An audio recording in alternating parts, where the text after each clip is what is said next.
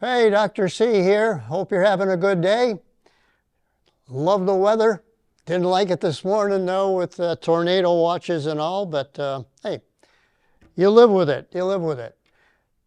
About 5 years ago, I gave a talk on water. Actually, it was a two-part series. It was regular tap water for one day and then bottled type water the next. So, been 5 years, things change, right?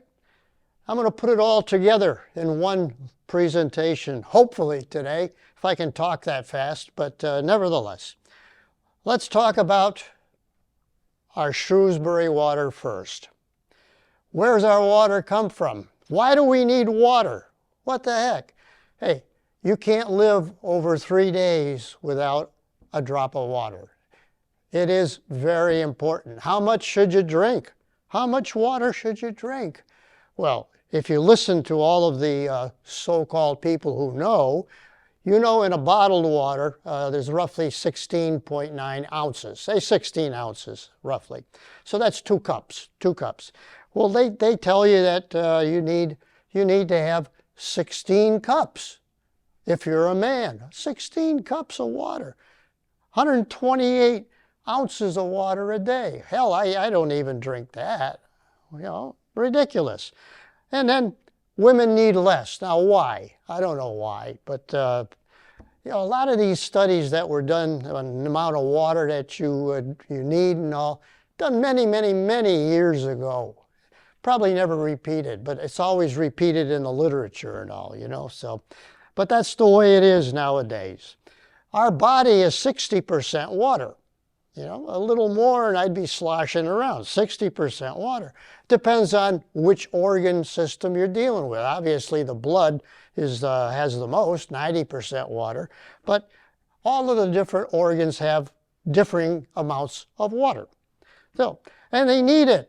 Why? Why do you need water? You need it to, first of all, regulate your body temperature. You need that water. You need to transport all of the nutrients that you eat. It needs to be transported via the bloodstream to the liver and to places like that. It also transports the urine out as well. You flush waste through, both with the urine and with the poop. You need to flush it through. So you need water. You need water. Okay, so knowing that now, what about our Shrewsbury water, our wonderful Shrewsbury water? I think the last time I tasted Shrewsbury water was quite a while back because I have not been a great fan of the taste of Shrewsbury water myself. According to the EPA, it's okay. Okay. Listen to the EPA, you'll go far, you know. But at any rate, the Shrewsbury water, where do we get it? Well, we have wells. We have wells. The wells penetrate down into the aquifers, which are pools of water underground. And that water is surrounded by rock.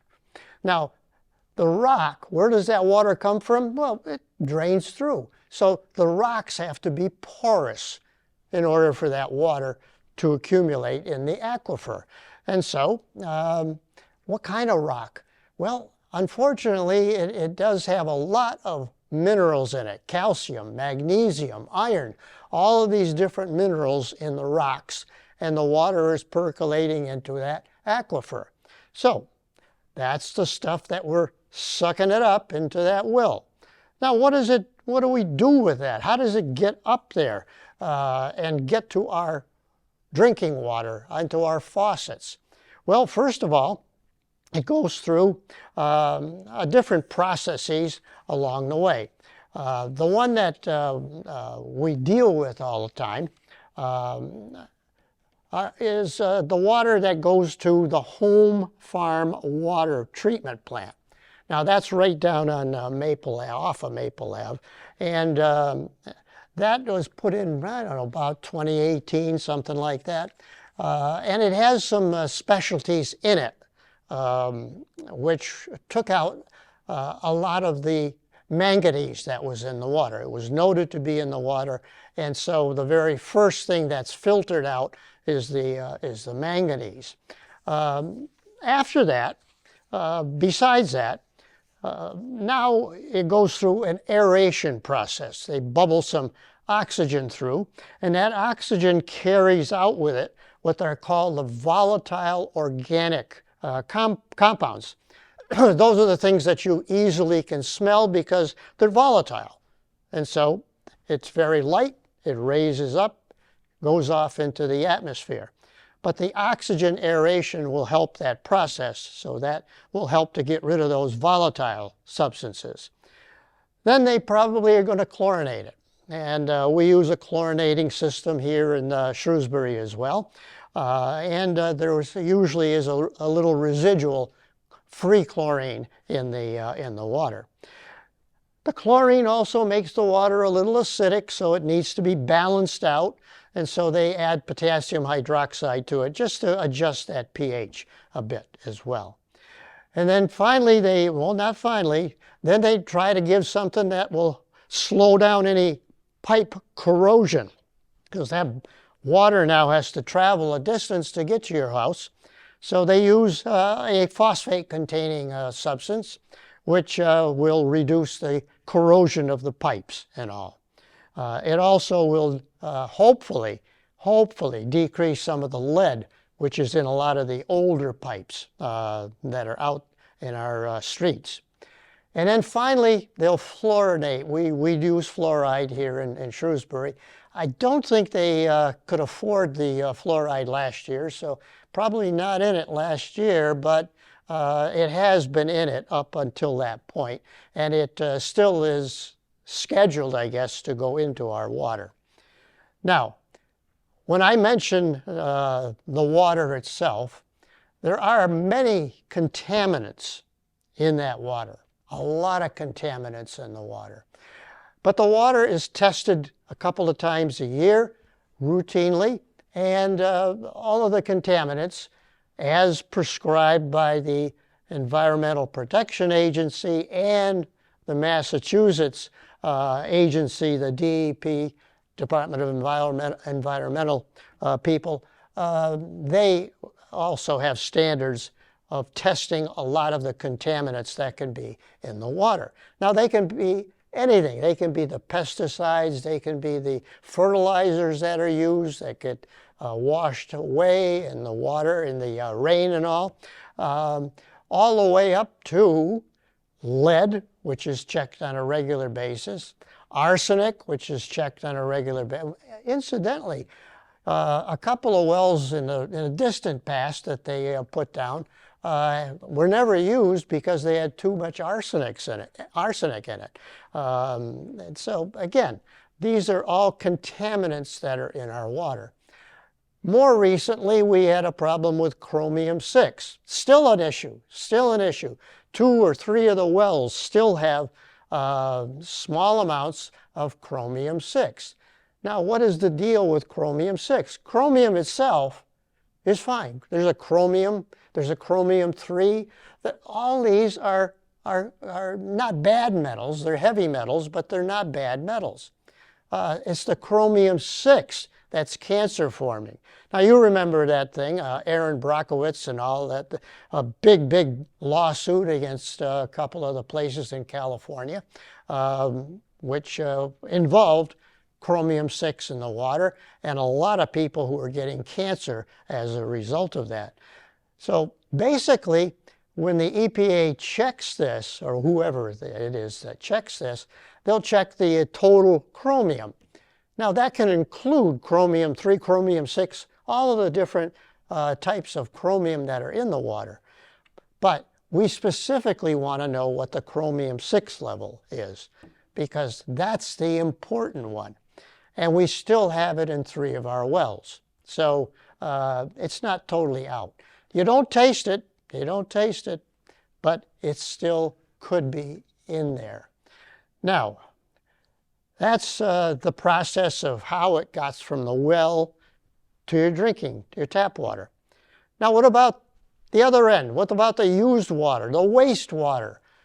All of the stuff that's run off from the rains, all the stuff that comes from the house and from the sewer, etc., all that wastewater. Well, that goes to a different plant. That doesn't go to the home farm water. That goes over to the Westboro Regional Facility. Now there, they screen for all of the big stuff, so big stuff gets screened out right away. All that then gets taken over by truck to the landfill. Okay, that's the big stuff. Then when they use a grit chamber, what that grit chamber does just by weight, a lot of it's sediments, a lot of the heavier stuff that's in the wastewater. Then they let it settle for a while. Then they bubble the oxygen through, again, for the volatile material. They then will use a clarifier, just like we use in a pool. Occasionally you have to use a clarifier or a flocculant, something that will stick to a lot of the little particles that are in the pool, carry it down to the bottom. And so then that clarifies the water considerably. Then it's disinfected. Now, different places use different disinfectors. For example, they may use ozone, which is a very good one. Ultraviolet light, which is good. We happen to use, or Westboro happens to use chloride. So whichever way you do it, whichever way you do it. And then once it's all clarified, it's supposed to be ready to drink again, but it's discharged into the Assabet River. So that's what happens to water all the way along. Now, I mentioned that Shrewsbury has very hard water, very hard. Well, what do you mean by hard? A lot of calcium. Now, calcium carbonate is how they define the hard water. The percentage of calcium chloride, not chloride, but calcium bicarb and all that's in that water. So the calcium carbonate in the water is very high. Now, that leads to a lot of soap scum that you may see in the sink, soap scum on the wall of your shower, leads to scum on the dishes in your dishwasher. So it's not a pleasant thing. It also will gum up. It will gum up your water heater. Water heaters in Shrewsbury don't last very long, unfortunately. A lot of the appliances that will filter the water into that appliance doesn't filter that hot water or the hard water. That is with the clothing, which is not totally clean. A lot of that gets absorbed into the material that's washed. So hard water. That's why a lot of the homes have a home filtering system, which can be done either by pouring it into through a filter into a little jug that you keep in the refrigerator. It can be an under the sink system, like we have at our house, or it could be a total system for every house. So a lot of homes, especially if you're going to be in your home for a number of years, very important to look into a system that has both a filtering capacity and a capacity to soften the water. Okay, enough about Shrewsbury water. Let's go on. Bottled water. That's the alternative, isn't it? Bottled water. So, isn't that a panacea? Isn't that the greatest thing going? I know all the stores are selling out by the caseloads all the bottled water. It's amazing the amount of bottled water that is used nowadays. And that bottled water, I got all of the statistics on how much bottled water is used. And let me give you some of those. Roughly now, the bottled water itself, and we'll deal with that afterwards. Yeah, I know, I've lost it, totally lost it completely, but the bottled water, billions of dollars worth of bottled water every year. And I think the average for a person in our area per year is about 170 bottles of water per person per year. And you can just multiply that out. That is a lot of bottled water. The problem with that bottled water, half of the bottled water, over half of the bottled water is only purified tap water. They take the tap water that's in the individual areas, purify it, just like, say, in our system in the Shrewsbury, purify it, put it into a bottle. That's it. That is it. So there are loads of different companies now that produce bottled water. Now, I'm not talking about carbonated water. I'm not talking about all the others. We may get to it later, but plain bottled water. Before we go into it anymore, I want to very quickly explain to you the system of how we take care and recycle plastics. Plastic. Now you remember Benjamin with Mrs. Robinson and all. Well, Benjamin was just getting out of college, and he got the advice on the thing that was the most important thing for your future: plastic. Plastic. Well, let me tell you, plastic is in almost everything now. Remember, the basic material that all plastic starts with is petroleum. Petroleum. That's what starts it. But it's the way that it's processed, then they can make it into different kinds of plastic. Now, there are 7 different plastic IDs. And that little thing that's on the bottom of all of the plastic bottles and all, that little thing tells you if it's a 1, 2, 3, all the way up to 7. And what does that mean? Well, most of the ones that we recycle are 1s and 2s. 1s and 2s. The number 1, basically, is the one that is mostly used for bottled water. That number 1 is PET or PETE. And it's polyethylene terephthalate. That is PET, polyethylene terephthalate. For many years, those initial plastic bottles were giving off a contaminant called bisphenol A, BPA, which happened to be carcinogenic. It also has an estrogen-like effect, so it interfered with your endocrine system as well. So given that, amongst many other problems with BPA, the companies were actually then forced to, if they wanted to sell this thing, forced to produce plastic that did not have the BPA in it. So nowadays, all of the major companies have BPA-free plastic bottles. So, okay. But what about some of the other manufacturers? Well, may not be. You got to make sure you look for that on the bottle itself, BPA-free. So, but they're all the PET. They're all number 1. Now the number 2s are the ones you can't see through.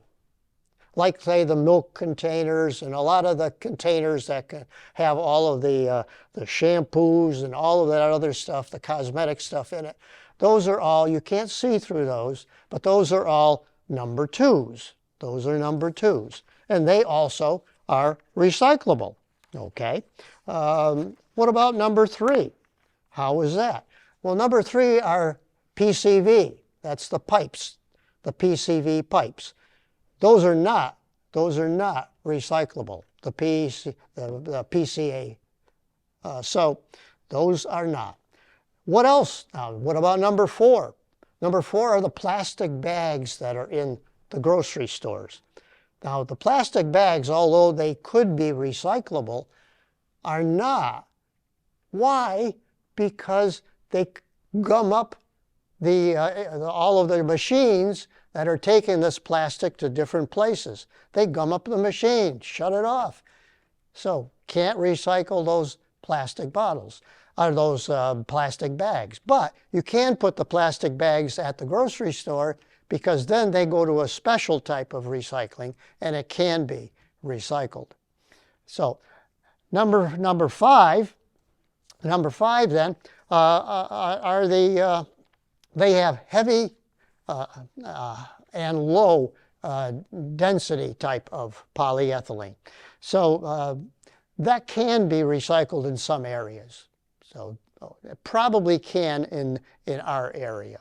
So, and number 6 and number 7 can or cannot, again, be recycled.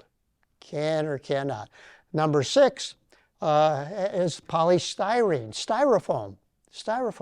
Can't recycle that.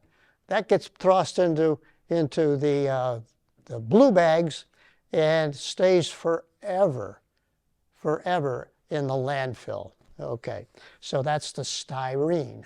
Number 7 is all of the other stuff that's not included in those specific categories. Okay, so knowing that now, what about the good things about bottled water? What are the bad things about bottled water? Okay, there are some good and there are some bad. And somewhere in my pile of all this junk, I do have the goods and the bad. There we go. The advantages and disadvantages of bottled water. Obviously, it's convenient. Convenient. Can be put into the refrigerator, cooled off, keep it for a while. So it's very convenient to have. Take it with you. 16.9 ounces, as I said. And easily stored. It has a much better taste than, say, the Shrewsbury water directly from the tap. It is regulated, though, not by the EPA because it's labeled as a food. And so it's the Food and Drug Administration, the FDA, that regulates it. How strictly are they regulating it? Not very strict. Not very strict at all. And so there are things that escape through the contamination of these things. Like, for example, for a while, BPA was an issue. Still is an issue, but not as big an issue as it used to be. What about these polyfluoroalkyls, PFAs? That may or may not be a big issue. It certainly is an issue, but it hasn't been documented as well defined yet. But it does seem to have an estrogen-like effect, which means it does influence your endocrine system, may lead to more cancers, especially of the endocrine system itself, like, say, the ovaries, the testicles, the breast, all these things. Little increase in cancer in people who drink a lot of that water. So the polyfluoroalkyls. And so what other things are in our water system like that? I had mentioned a couple of things in passing. The lead, which comes from the pipes, older pipes. Nowadays, of course, they're not putting in pipes that have the lead sticking to it like that. The manganese, they flush it out as well. The arsenic, there still may be a trace of arsenic, but the EPA will allow a certain amount of arsenic. A little arsenic is good for you, I guess. I don't know, but that seems to be what they're saying. Just like a little bit of chromium. Well, a little bit is okay. It's such a ridiculous system that we have here in the United States. Europe doesn't have a system like that. They wouldn't approve of crap like that. That's ridiculous. But big bucks into the politicians, and that keeps it going, keeps it going. It is absolutely ridiculous. Absolutely ridiculous. So what are the other bad things about bottled water? Well, first of all, the cost. Obviously, it costs a heck of a lot more for bottled water than it is for tap water. Although tap water has been going up considerably. I tell you, my last water bill was right up there. So it's not cheap anymore, not cheap. But still, bottled water is more expensive. Number two, you got all these contaminants now. And those contaminants are not just BPA or PFAs. There are a bunch of different chemical things as well that have been noted in there. The other thing is the bottle itself. How do you recycle that bottle? How do you recycle it? Roughly only maybe up to about 25% of all of the bottles, all those plastic bottles, actually get recycled.